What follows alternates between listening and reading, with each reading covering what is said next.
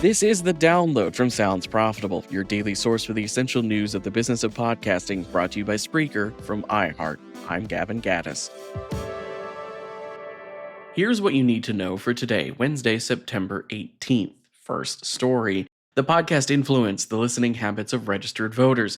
Vox Topica has published a new study built from an online survey of 683 self-identified registered American voters aged 18 plus. Weighted against the most recent census data for the U.S. population's age and gender. Respondents were asked whether they listen to podcasts, how often, why they listen, and what they like or don't like about podcasts. Key findings include 63% of respondents agreeing podcasts change their opinions on issues or topics in the news.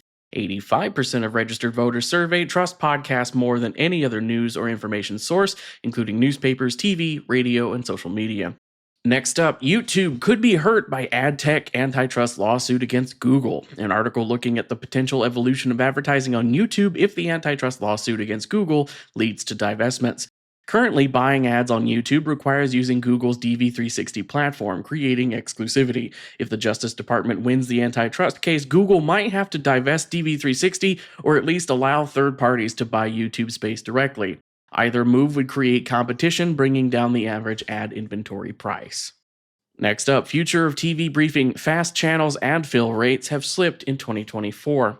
New data from streaming tech provider Whirl shows 2024 has had slightly lower fill rates for FAST, which is free ad-supported television channels, which they attribute to an increase in supply. A notable example of increased supply is Amazon Prime Video pricing its inventory below Disney+, Netflix, and Max inventory when it joined the industry earlier this year. As free ad-supported TV goes, there's also reports of discoverability issues as there's not an elegant, widely used description for how to find a given channel on aggregators like Roku. There are very few unique advertising issues under the sun, and CTV and FAST channels specifically are going through similar growing pains to what podcasting experienced a decade ago. Kansas City Chiefs star and Taylor Swift beau Travis Kelce has brought viral success to himself, his podcast, and his team, but a notable difference between Kelce and previous viral football stars is the marketing approach.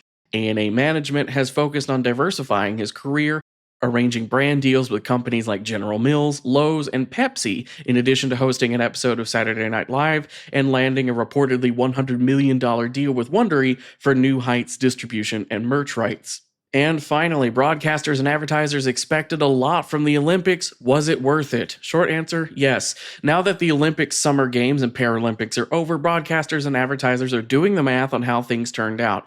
NBC Sports Group President of Advertising Sales, Dan Lovinger, tells Digiday the network averaged 30.4 million daily viewers across all its channels.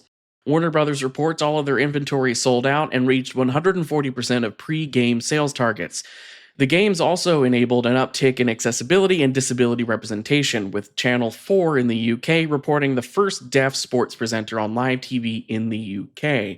Also, during the Paralympics, 68% of ads run on Channel 4 had closed captions, compared to a normal average of 25%.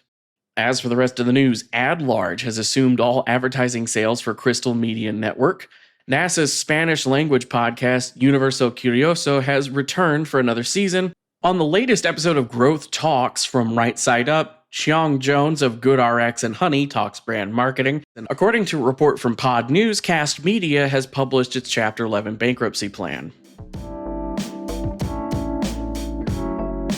Be sure to check out the links to every article mentioned right in your podcast listening app or at soundsprofitable.com, where you can also subscribe to the newsletter version. The Download is written and produced by Newton Shuttlecotti, myself, Brian Barletta, and Tom Webster. This episode is hosted on Spreaker. For Sounds Profitable, I'm Gavin Gaddis. Download us again tomorrow.